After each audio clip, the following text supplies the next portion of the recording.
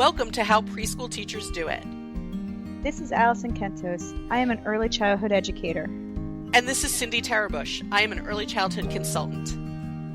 This podcast is for parents and early childhood professionals. Let our experience and research-based knowledge become your guide. Hi, preschool peeps. Hi, peeps. Welcome back. I think we are sounding better than we were in the prior episode where allergies were just attacking us. That was miserable. Yeah, still not 100%, but better. Definitely better. Yes, that's true. People on YouTube might see me just pop a little cough drop in my mouth. That's all. People might I have a little bit of a residual cough. Kind of use the tissue every once in a while. So, all right. It's all right. You know, it's what makes us human. I mean, yes, exactly. Yes. So I felt well enough, thank goodness, over the weekend to go to a show that my husband and I had tickets to go see locally. It was a little local kind of show, but with somebody pretty famous, with an actor named Steve Guttenberg, who was in things like Three Men and a Baby and Police Academy and other movies that are kind of classic among the people in our age group from back in the day. And if you don't know him, look him up. He really was in a lot of movies. So at any rate, we went to see his sort of autobiographical play, which was very interesting. It was very well done. He said something in it that made me wonder about early childhood, as I often do. So I'm going to share what he said, and then Alice and I are going to maybe try to hash this out. Yeah. So he happens to be a very nice guy. And I know this from something that happened with a member of my family and him. I know it's true. He happens to be a very, very nice guy. And someone said something after the show. They did a talk back, which is when the actors come out and they answer audience questions and they talk about the play. And so they did a talk back, and someone else said something about some story about him and just being a nice guy, and the rest of the cast affirmed that he's truly a nice person.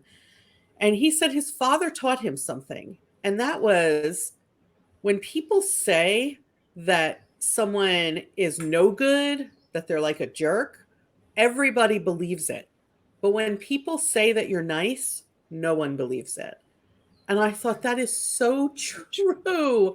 If someone comes to you, right, about somebody else and badmouths them, we immediately believe it all, whether it's true or not. Yes. We tend to go, oh yeah, you know, that person is rotten like that. We tend to agree. Yeah. And then if someone comes to us and says, this person is so nice, this person did this really nice thing, and we think to ourselves, I don't know, but can you be that nice all the time? Like, are they really that nice, or are they trying to get something from you? Yeah. We are skeptical about people being nice, but we are not skeptical about people not being nice. And I can't help but wonder what happened in early childhood that gives us that perspective, and how do we do better with today's children?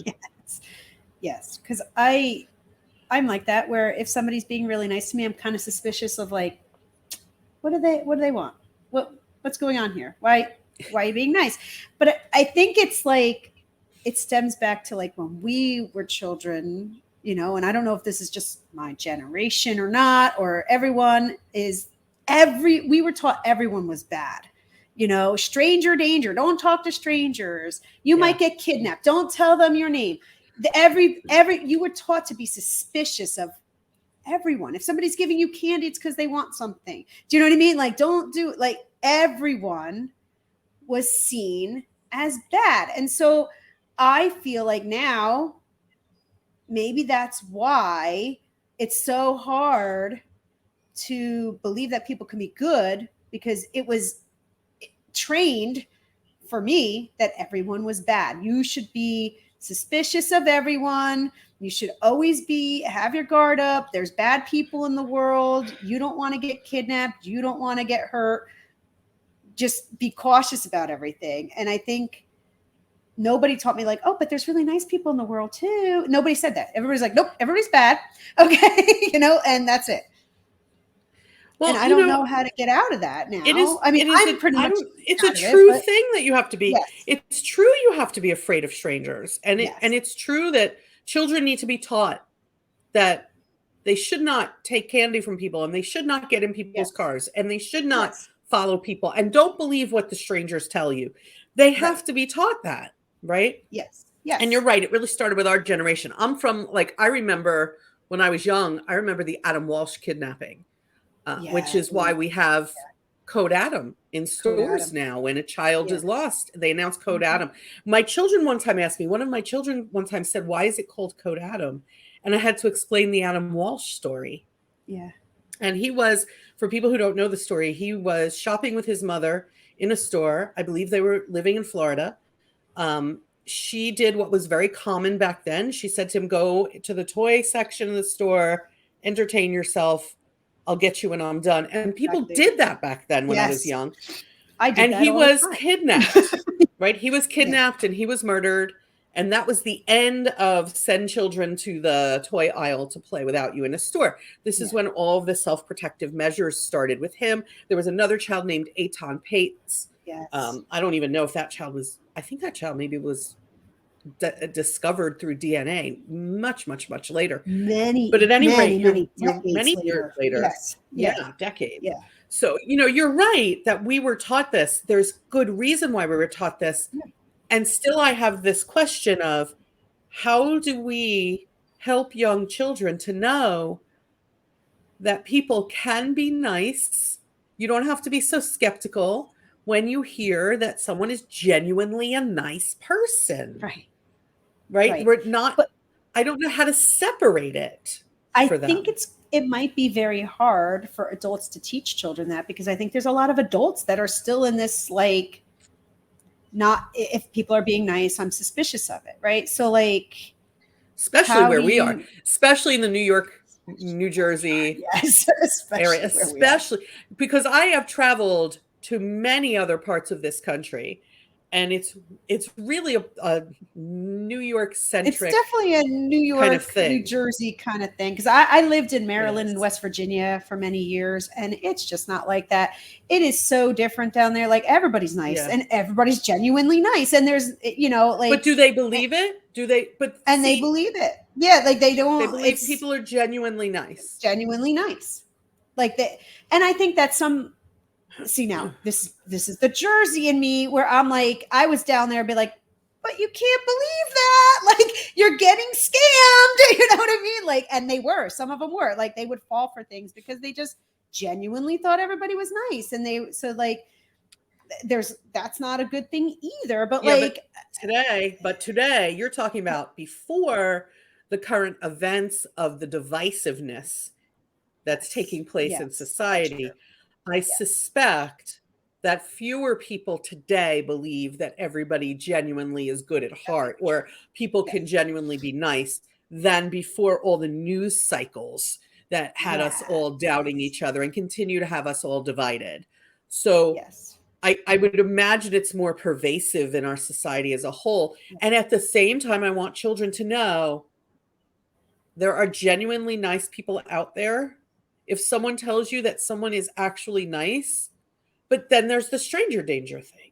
I know. Maybe what we need to do is say to young children, first you have to say, if you're unsure of anyone, you have to check with your important adults. You have to check with Right. your family. You have to check with your teacher. And maybe we should be talking about nice as a bigger concept, like Yeah, like I don't know, like firefighters risk so much because at maybe. heart they're such nice people, right? Yeah, They want to help people. Doctors and nurses go into that because they want to help people. And maybe we actually should focus it less on nice and more on helpers. What do you think of that? maybe, because I feel like what's hard is if you say, like, all doctors are nice or all firefighters are nice, It's not true there either. could, it's not true, and there could be very awful people in those professions that are going to take advantage of children because they're not nice people, you know, like, yeah, they're in that profession, but they might not be nice. So then I don't want to teach the children that they should trust everyone who's a doctor, or everyone. But that's You're hard, right. because then if you have a fire at your house, you should trust that firefighter to get you out of the house.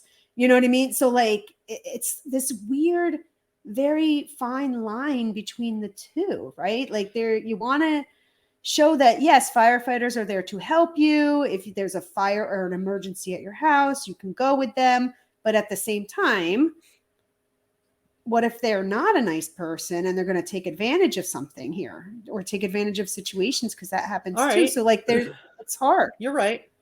Yeah. Okay, maybe it's about the books we read. Okay. Maybe it's about teaching children this concept through storytelling and through books, that people can genuinely be nice. And then we have to talk to children intentionally about how you pick friends, about right? How do we pick friends? We should like doing the same things. We should be nice to each other. Friends shouldn't be mean, right? Friends shouldn't be mean to each other. And sometimes you'll have an argument, but friends apologize. Maybe it's more about the actions of being nice and demonstrating that through storytelling and books, and talking to children about how we make friends. Maybe that's it. And then if they know that there are people out there who who are genuine and who are nice because they read about it when they were young, and because we demonstrated it for them, and we talked to them very intentionally about friendship, then maybe that's the difference. And maybe it is about that intentional friendship piece, because I don't know that we spend a lot of time with young children really talking about the characteristics of a friendship. We want children to be friends. People want them to get along, to take turns, to share things. And children don't make friendships based on shared values until after the early childhood years. We have another episode where we talked about friendships and we said that. So it's really after the early childhood years that they're picking people based on values. But just because they're not doing it doesn't mean we shouldn't talk about it before then. So maybe we more intentionally need to talk to early learners about what it means to find people who have things in common with you, and what does it mean to find people who say nice things and do nice things and are helpers and help you. You know, that sort of talk with the early learners. We want people willing to help us, and those people exist. The trick to life is finding them, don't you think? I think that's why when somebody is genuinely doing something nice, we need to point it out to them. You know, like if you have someone at your school that's doing something very nice, maybe they donated something, maybe they did something nice for the classroom, maybe we need to point out, like, this person did that because they want you to learn, and that was a very nice thing that they did, you know, and we should thank them for that. You know, and we should do the nice things with children, like collections to donate places, right? Creating cards for people on the holidays. You know, we need to do the nice things with them. You know what this whole conversation reminds me of? You're going to laugh, but it reminds me of Bert and Ernie on Sesame Street. Okay. So it reminds me of their friendship. And, you know, sometimes Bert and Ernie didn't always get along, but they always cared for each other and respected each other. And maybe we need to think about the television shows children are watching. What is happening with the characters on those shows? You know, Sesame Street, there's always generous and nice things happening on Sesame Street. Mr. Rogers' Neighborhood always had generous and nice things happening, and now Daniel Tiger's Neighborhood does. What? It's my favorite. It's my favorite, Mr. Rogers. I love that because he was all about kindness. But even some of the so kind. Some of the cartoons that are out now, like the children in my class really like the show Paw Patrol, and it shows all these dogs working together as a team to help their community, mostly, of like something happens in the community and they all come together and they help each other, and they help the community. And I always thought that's so nice. Like in this cute little Paw Patrol show is like all these well-meaning things. And that, so like instead of watching other shows that maybe don't promote that, there's several examples right there that you can have the children watch where they'll exhibit kindness and watch nice things happen and people are good people and they're helping everybody. I think we can't just have them watch, though. We have to talk to them about it. And maybe that's where we fell off the cliff in the past, right? Because you may be thinking, people may be listening to me thinking, well, Bert and Ernie have been around for a long time. Mr. Rogers was around for a long time. But I don't know how many people after episodes of it would sit and talk to children about it and point these things out. Yeah. I watched it, but my parents didn't talk to me about it. No. There's something to be said for watching shows alongside your children. With your children, yeah. Right? And then talking to them about the lessons that you learn. Because there needs to be, there probably needs to be better balance between those lessons having to do with strangers, which are totally legitimate and have to happen. And also lessons about the fact that nice things can be done and people can be just good and nice people. And if we have very intentional conversations around strangers, but I don't know if we in early childhood settings and families have very intentional conversations. That's true. About the nice characteristics. So maybe after having listened to this episode, our preschool peeps will think about the books you're reading, maybe beef up that library a little, talk with the children about what you see in books that is generous of spirit, gracious and nice, and talk with them about their TV shows and what they're watching. And ask them questions about do the characters do the characters do nice things for each other? What do they do that you think is nice? And have these conversations so that we can create more balance, right? Create more balance so that adults don't have to teach children lessons like, if you're a nice person, no one's going to really believe that, but just go do it. Like people don't take that at face value. It makes it so like people don't want to be nice because they're like, well, nobody's going to believe me anyway, so why bother? You know what I mean? Like, and that's not what we want. That's not what we want to teach kids. We want people to be generous. Yeah. We want them to grow up to be generous. Okay, so it was check your books for examples of being nice and intentionally talk to children about what makes a good friend. Intentionally talk to children about the television and movies that they see. And in your classrooms, point it out. When someone does something nice, we should have the children turn to that child and say, thank you. That was very nice of you. Yeah. That was very nice of you to push in the chairs. That was very nice of you to pick up the toys. Yeah. And maybe we can at least create more balance, even though we have to be so very careful. Yeah. Yeah. So keep the stranger danger lessons going, but sprinkle it with a little other for the few other things. Yeah. Yes. Right. So Allison and I are, just so you know, we are collecting, I'm a collector anyway, but we are collecting quotes. Yes. If you have a favorite quote that speaks to your time as an early educator or a parent or a grandparent or a cousin or a friend of young children, please send it to us. You can do that through our website, howpreschoolteachersdoit.com. Feel free to send it to us because we may include your quote. If you send us a quote, and it's okay to give you credit for it, please let us know that we can say your name and or location, either way, on the podcast, and we will. Yay. Oh, I'm so glad we're getting back to that. That was fun when we used to shout people out like that. Yeah. Yes, we're getting back. We switch what we do. We get we feel like, okay, this is getting old. We're going to switch it out.